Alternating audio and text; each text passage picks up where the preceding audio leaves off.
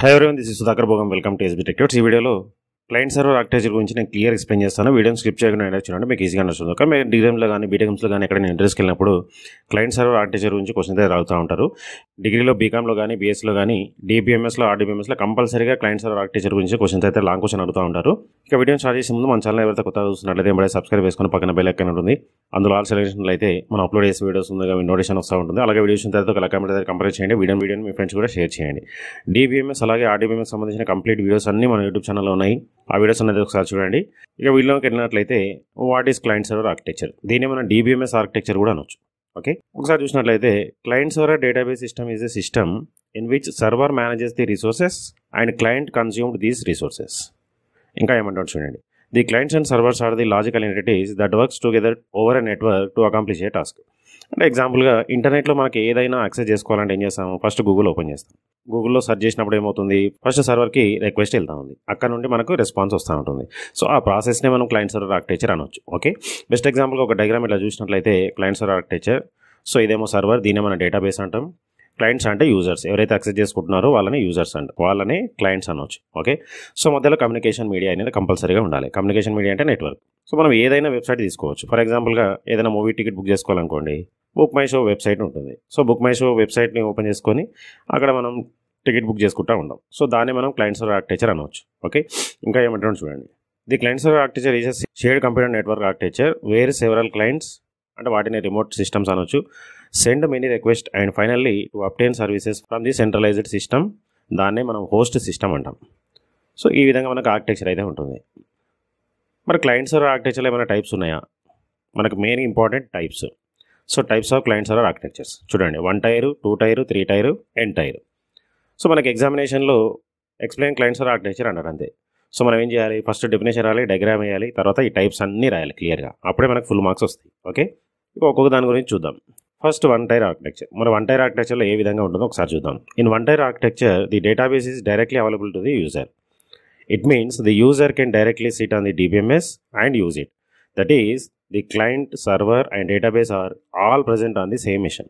అంటే client, server, database మొత్తం ఒకటే సిస్టంలో ఉంటాయి. అటువంటి దాన్ని ఏమంటామంటే 1 టైర్ ఆర్కిటెక్చర్ అంటాం. ఇంకా ఏమంటాడో చూద్దాం. Any changes done here will directly be done on the database itself. So ఏవైనా చేంజెస్ చేసినట్లయితే ఇమీడియట్గా డేటాబేస్లో అప్డేట్ అవుతూ ఉంటాయి. It does not provide a handy tool for end users. So దీనికి సపరేట్గా టూల్స్ అనేది ఏమీ అవసరం లేదు, ఎందుకంటే సింగిల్ సిస్టంలోనే సర్వర్ ఉంటుంది, క్లయింట్స్ ఉంటాయి, డేటాబేస్ ఉంటుంది, అన్ని అక్కడే ఉంటాయి కాబట్టి మనం చేంజెస్ చేసినా కూడా ఇమీడియట్గా అప్డేట్ అవుతూ ఉంటాయి. బెస్ట్ ఎగ్జాంపుల్గా MP3 ప్లేయర్ కానీ, MS ఆఫీస్ కానీ, ఇవన్నీ ఎగ్జాంపుల్గా చెప్పుకోవచ్చు. ఓకే, MS ఆఫీస్ ఏం చేస్తాం, ఇన్స్టాల్ చేసుకొని పెట్టుకున్నట్లయితే మన యాక్సెస్ కానీ, వర్డ్ కానీ, పవర్ పాయింట్ కానీ ఏదైనా సరే అదే సిస్టంలోనే వర్క్ అవుతూ ఉంటుంది, సర్వర్ కూడా అక్కడే ఉంటుంది. ఓకే, ఇది మనకు 1 టైర్ ఆర్కిటెక్చర్ స్టోరీ. కావాలంటే ఒక డయాగ్రామ్ అయితే వేయండి ఎగ్జామ్లో. సో అట్లాగే అడ్వాంటేజెస్ కూడా. ఫస్ట్ అడ్వాంటేజెస్ వచ్చేసి easy to implement and optimise performance. అట్లాగే do not have compatibility or content switching issues. The cost of development is less, ఎందుకంటే ఒకటే సిస్టంలో డేటాబేస్ అన్నీ అక్కడే ఉంటాయి కాబట్టి డెవలప్మెంట్ కాస్ట్ కూడా తక్కువ అవుతుంది. ఓకే, ఇది 1 టైర్ ఆర్కిటెక్చర్ స్టోరీ. అంటే సింపుల్గా 1 టైర్ ఆర్కిటెక్చర్లో ఏముంటుంది అంటే సర్వరు, క్లయింట్, డేటాబేస్ ఒకటే సిస్టంలో ఉంటాయి అన్నట్టు. Next 2 tier architecture. మరి దీనిలో ఏం జరుగుతుందో చూద్దాం. 2 tier architecture provides the best client server environment that helps to store user interface on the client system and all database is saved on the server machine. అంటే ఇక్కడ సర్వర్ మెషిన్, క్లయింట్ మెషిన్ సపరేట్గా ఉంటాయి. Okay, ఎగ్జాంపుల్గా ఏదైనా website తీసుకోవచ్చు. ప్రతి వెబ్సైట్కి సంబంధించిన డేటా అంతా సర్వర్లో ఎక్కడే స్టోర్ అవుతుంది, దాన్ని మనం యూజ్ చేసుకుంటూ ఉంటాం. ఓకే, ఇంకా ఏమంటారు చూడండి, the applications on this clients establish A connection with this server side to communicate with the DBMS. Server side communication చేయడానికి DBMS అయితే మనకు సర్వర్లో స్టోర్ అయి ఉంటుంది. సో దాన్ని యాక్సెస్ చేసుకోవడానికి క్లయింట్ సైడ్లో ఒక అప్లికేషన్ యూజ్ చేసుకుంటూ ఉంటాం. ఓకే, సో ఆ విధంగా అయితే మనకు రన్ అవుతూ ఉంటుంది. Next the user interfaces and application programs are run on the client side. So user interface కానీ అప్లికేషన్ ప్రోగ్రామ్స్ అని ఎక్కడ రన్ అవుతాయి అంటే క్లయింట్ సైడ్లో రన్ అవుతాయి. అంటే క్లయింట్ అంటే యూజర్, ఎవరైతే యాక్సెస్ చేసుకుంటున్నారో వాళ్ళ దగ్గరనే రన్ అవుతూ ఉంటాయి. ఎగ్జాంపుల్ ఏదైనా తీసుకోవచ్చు. ఫర్ ఎగ్జాంపుల్గా రైల్వేకి సంబంధించిన టికెట్ బుక్ చేసుకోవాలనుకోండి, ఏం చేస్తాం, గూగుల్లో IRCTC co.in ఓపెన్ చేయగానే ఆ సైట్ ఓపెన్ అవుతుంది. ఇక డీటెయిల్స్ అన్ని ఫిల్అప్ చేసేసి మనం టికెట్ అనేది బుక్ చేసుకుంటూ ఉంటాం.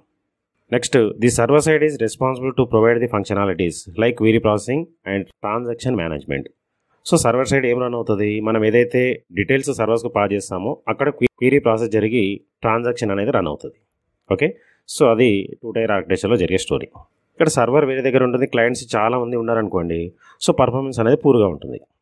ఫర్ ఎగ్జాంపుల్గా డిగ్రీకి సంబంధించిన రిజల్ట్ డిక్లేర్ అయింది అనుకోండి. సో రిజల్ట్కి సంబంధించిన డేటా అంతా ఎక్కడ ఉంది, సర్వర్లో ఉంటుంది. సో ఎట్ ఏ టైంలో ఆల్ స్టూడెంట్స్ వాటిని యాక్సెస్ చేసుకోవాలన్నప్పుడు సర్వర్ అనేది బిజీ అయిపోతుంది. సో అప్పుడు పూర్ పర్ఫార్మెన్స్ అనేది ఉంటుంది. ఓకే, సో ఈ విధంగా మనకు 2 టైర్ ఆర్కిటెక్చర్ ఉంటుంది. సో 2 టైర్ ఆర్కిటెక్చర్లో క్లయింట్ సపరేట్గా ఉంటుంది, సర్వర్ సపరేట్గా ఉంటుంది. ఓకే, బెస్ట్ ఎగ్జాంపుల్గా online ticket reservation program in which 2 tier architecture is used. For example ఇక్కడ చూడండి, ఈ డయాగ్రామ్ అబ్జర్వ్ చేసినట్లయితే మీకు ఈజీగా అండర్స్టాండ్ అవుతుంది. సో ఇక్కడ వచ్చేసి క్లయింట్, ఇదేమో సర్వర్. సర్వర్ దగ్గర ఏముంటుంది, డేటాబేస్ ఉంటుంది. Client server, users, application programmes ఇవన్నీ ఇక్కడ రన్ అవుతాయి. ఓకే, మీరు ఎగ్జామినేషన్లో అయితే డయాగ్రామ్ క్లియర్గా ఇదంతా రాసేసేయండి, మీకు ఫుల్ మార్క్స్ వచ్చేస్తాయి.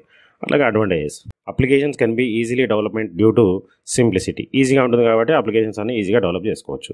Maximum user satisfaction is gained with accurate and fast prototyping of applications through robust tools. Database servers and business logic is physically close which offers higher performance, low cost. ఇవన్నీ advantages కిందకి వచ్చేస్తాయి. ఇవన్నీ అయితే రాసేసాను ఎగ్జామినేషన్లో.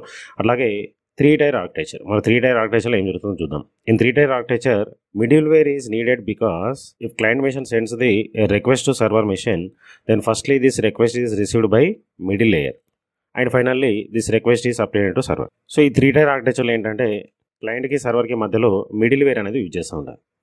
Okay, so ఏదైనా request send చేస్తే first middle వేర్కి వెళ్తుంది, మిడిల్ వేర్ నుంచి సర్వర్కి వెళ్తుంది. మళ్ళీ రెస్పాన్స్ కూడా సర్వర్ నుంచి మిడిల్ వేర్కి వస్తుంది, మిడిల్ వేర్ నుంచి క్లయింట్కి వస్తుంది.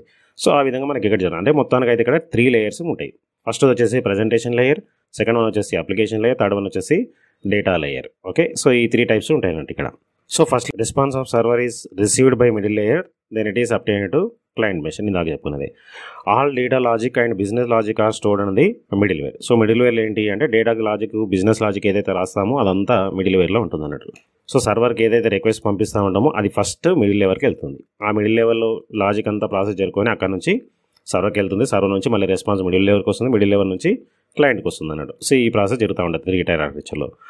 ఇంకా ఏమంటాను చూడండి, due to use of middleware to improve its flexibility and deliver excellent performance. అంటే మధ్యలో మీడియేటర్ ఉంటారు కాబట్టి ఫ్లెక్సిబుల్గా డెలివరీ అయితే కంపల్సరీగా జరుగుతూ ఉంటుంది. ఓకే, ఇంకా ఏమంటాను చూడండి, the 3 tyre architecture is divided into 3 layers such as presentation layer, application layer and data layer.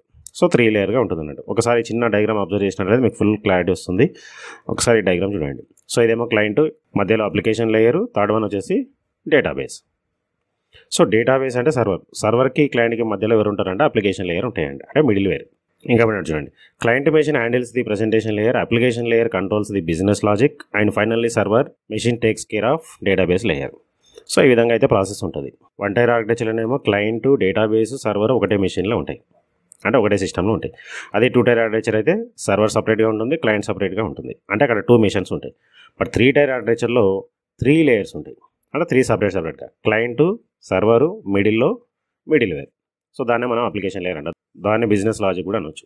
So దీనివల్ల అడ్వాంటేజెస్ అన్ని చాలా ఉంటాయి చూడండి. Improve scalability, data integrity, enhanced security, enhanced reuse, reduction distribution, redundant server availability, hidden database structure, ఇవన్నీ advantages కిందకి వస్తాయి. Disadvantages వచ్చేసి more complex, difficult to interact.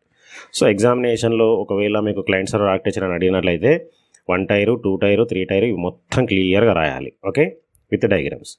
అట్లాగే ఎంటైర్ కూడా ఉంటుంది. ఒకసారి ఎంటైర్ కూడా చూద్దాం. It is also known as multitier architecture కూడా అనొచ్చు.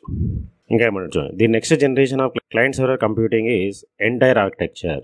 It is similar to the 3 tier architecture except that the middle tier, that is the application server, is further divided into different components based on the functionalities or service provided. ఈ entire architecture ఏంటంటే same like 3 tyre architecture అన్నట్టు ఉంటుంది. కాకపోతే 3 tyre ఆర్కిటెక్చర్లో middle tyre ఉంటుంది కదా, ఆ middle టైర్లో ఏమవుతుంది అంటే మళ్ళీ ఫర్దర్గా కొన్ని కాంపోనెంట్స్ లాగా డివైడ్ అవుతూ ఉంటుంది. సో అదొకటే డిఫరెన్స్, మిగతాదంతా సేమ్. ఓకే, సో దీనివల్ల అడ్వాంటేజ్ ఏంటంటే large application can be developed in short span of time. So తక్కువ టైంలో లార్జ్ అప్లికేషన్స్ని డెవలప్ చేసుకోవచ్చు.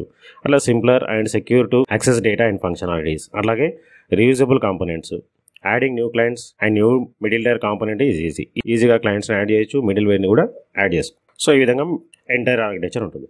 డిగ్రీలో బీకామ్లో అయితే ఆర్డీబీఎం సబ్జెక్టులు అయితే కంపల్సరీగా క్లయింట్ సర్వర్ ఆర్కిటెక్చర్ గురించి క్వశ్చన్స్ చదువుతూ ఉంటారు. అయితే నోట్ తీసుకొని క్లియర్గా ఇదంతా రాసేసుకొని ఇది ఎట్లా ఉందో అట్లా యాజ్ ఇట్ ఈస్గా రాసినట్లయితే మీకు ఫుల్ మార్క్స్ వచ్చేస్తాయి. ఓకే, ఈ వీడియోలో మీకు ఏమైనా డౌట్స్ ఉంటే కామెంట్ సెక్షన్లో కామెంట్ చేయండి, నేను నాకు రిప్లై ఇస్తాను. అట్లనే వీడియో మీ ఫ్రెండ్స్కి షేర్ చేయండి, వాళ్ళకు కూడా యూస్ అవుతుంది. ఆర్డీబీఎంకి సంబంధించిన కంప్లీట్ వీడియోస్ అన్నీ మన యూట్యూబ్ ఛానల్ ఉన్నాయి. బీఎస్సీ కానీ బీకామ్లో కానీ అవే క్వశ్చన్స్ అయితే ఉంటాయి. ఆ క్వశ్చన్స్ అన్ని ప్రిపేర్ అయినట్టయితే మీకు ఫుల్ మార్క్స్ వచ్చేస్తాయి. సో నెక్స్ట్ వీడియోలో మళ్ళీ కలుద్దాం. So thanks for watching. Like చేసి subscribe my channel. Thank you.